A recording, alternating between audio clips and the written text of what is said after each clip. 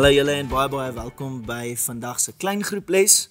Ons is steeds besig met die Paasfees reeks en ons kyk so 'n bietjie na Jesus se laaste woorde. Nou, wanneer ons kyk na die laaste paar dae van Jesus se lewe op aarde, kan ons sien dat daar 'n klomp mense met 'n klomp verskillende opinies was oor Jesus. Party mense het gedink hy probeer God bedrieg en sy status belemmer. Ander het die opinie gehad dat Jesus soos ander in hulle tyd net 'n radikale beweging wil begin. En dan het ander geglo hy is wie hy sê hy is. Die vraag wat vandag se les moet beantwoord is, wat glo jy?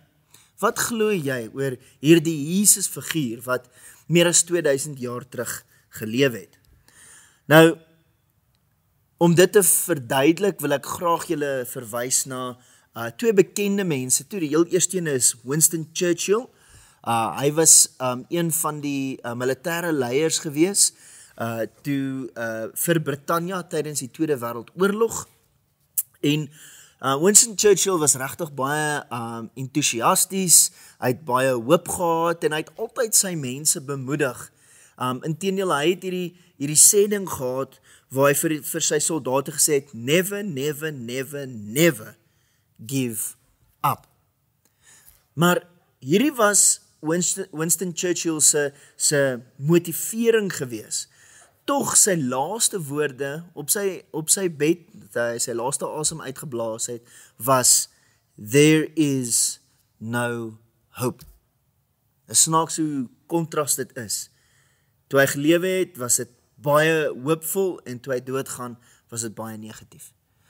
Nou, Charles Spurgeon was 'n bekende teoloog gewees en sy laaste woorde was die volgende: My theology has been four very simple words.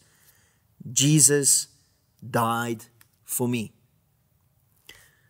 Charles Spurgeon se hoop was dieselfde terwyl hy gelewe het en toe hy besig was om te sterf. Sy hoop het nooit weggegaan soos Winston Churchill se nie. So 'n persoon se laaste woorde het eintlik sê baie oor daardie persoon. Jy weet, dis die laaste woorde, wat gaan binne in hulle aan? Hulle besef, hulle is op die einde en dan as hulle praat, dan sê hulle gewoonlik wat regtig op hulle harte is. Nou, meneer Churchill het hoop verloor, maar Charles Spurgeon het nog steeds hoop gehad. Hy het besef, hy is vry, want Jesus het vir hom doodgegaan. So hy het 'n positiewe einde gehad. Nou, Jesus, met sy laaste woorde, het baie soortgelyke reaksie gehad as Charles Spurgeon. Ek lees vir ons hierso in Lukas 23 vanaf vers 44.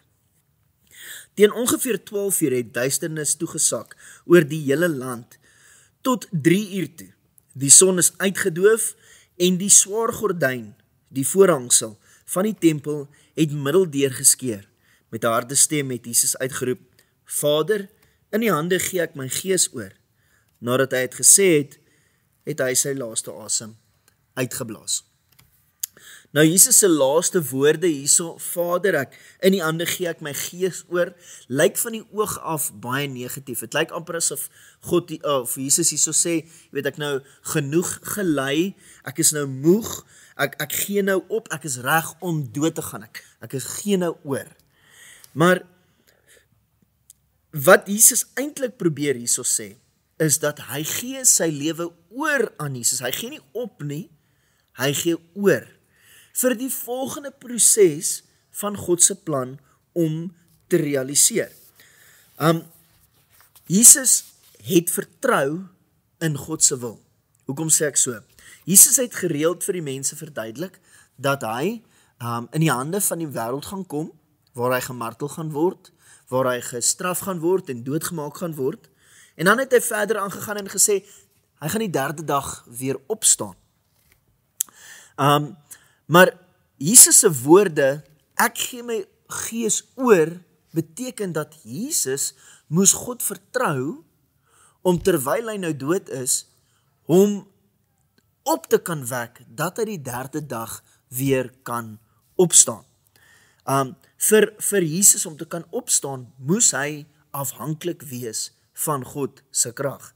Jesus het in God vertrou om hom weer uit die doodheid op te wek. So, in daai laaste oomblik, gaan hy, Here, ek's reg. Ek vertrou jou. Ek gee my gees oor aan U. Nou, dit beteken, ons vertroue in God bepaal ons aksies, want Jesus het God so vertrou, dat hy gewillig was om die kruisdood deur te sien. En omdat hy het deurgesien het, het hy die 3de dag opgestaan. Hy was gehoorsaam. So, ons vertroue in God bepaal ons aksies en reaksies oor situasies in ons lewens. Daarom is die vyand konstant besig om ons te oortuig om ons vertroue in ander dinge te plaas behalwe God. Nou, volgelinge van Jesus weet dat God is lojaal tot die dood.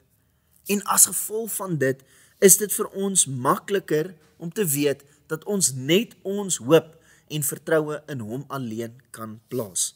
Dis hoekom Spreuke 3 vers 5 die volgende sê: Vertrou op die Here met alles wat jy het.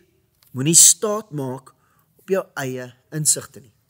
Die vyand gaan konstant besig wees om jou te kry om op jou self staat te maak, op jouself te vertrou in plaas van op God. Want as jy op jouself moet staat maak, het jy nie meer God nodig nie. En as jy nie God nodig het nie, hoekom moet jy gehoorsaam wees? Jesus spreek hierdie selfde stukkie van, jy moet nie op jou eie insigte staat maak nie, jy moet op God vertrou. Hy spreek dit ook aan, en dan rig hy hulle aandag na die voeltjies in die lig. Hy sê, kyk na hulle. Hulle werk nie soos wat ons werk nie. Hulle doen nie soos wat ons doen nie. Tog het hulle skuiling, tog het hulle kos. Nou, as God so mooi na hulle kyk, sal hy nie na ons wat baie meer werd is as 'n voeltjie nie, sal hy nie na ons meer versorg nie? Natuurlik sal hy. Maar die antwoord of die vraag eintlik is, glo jy dit? God wil, God het al vir ons gewys. En Paulus sê vir ons, as God nie sy enigste seun gespaar het nie, hoeveel te meer sal hy nie vir al die ander dinge gee, as jy hom net vra nie. Nou, die Bybel is baie duidelik dat God wil, en God sal. Maar glo jy dit? Glo jy dat hy vir jou wil doen? Nou, daar's 2 redes hoekom ons sukkel om ons vertroue in die Here te plaas, of om op die Here te vertrou. Die heel eerste ene is onkunde. Baie Christene het 'n verkeerde idee oor wie God is. En as jy 'n flou idee het oor God, is dit moeilik om jou vertroue op hom te plaas. Byvoorbeeld, sal jy jou pensioen of 'n groot belegging in die hande van 'n vreemdeling plaas? Ek dink nie maklik nie.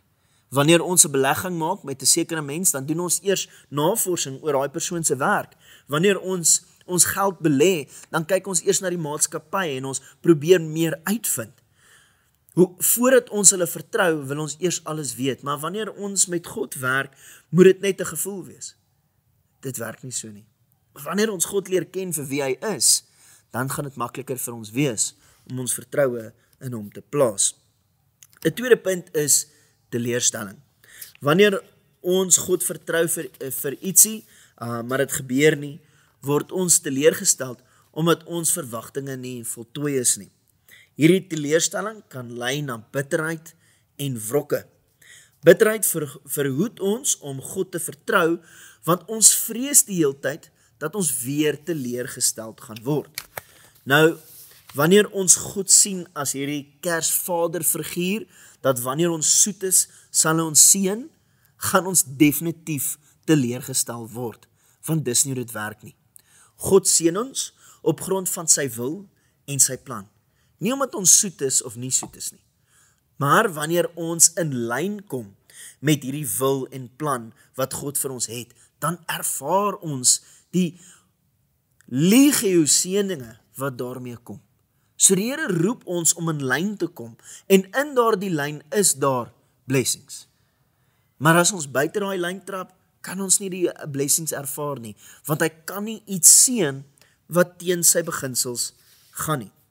So, met dit in gedagte, is daar 'n paar lekker groot vrae wat ons kan bespreek met die feit oor hoekom ons nie ons vertroue in God wil plaas nie, en wat ons kan doen om meer en meer in hom te vertrou.